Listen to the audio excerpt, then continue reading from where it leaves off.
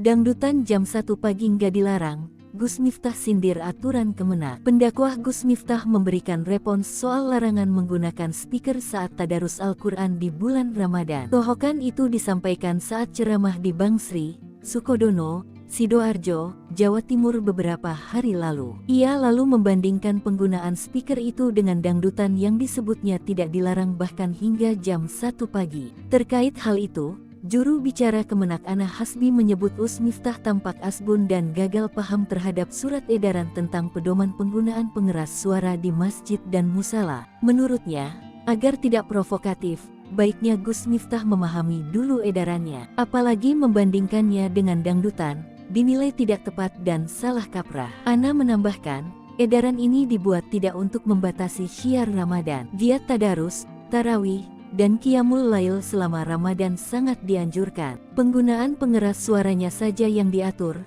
agar suasana Ramadan menjadi lebih syahdu.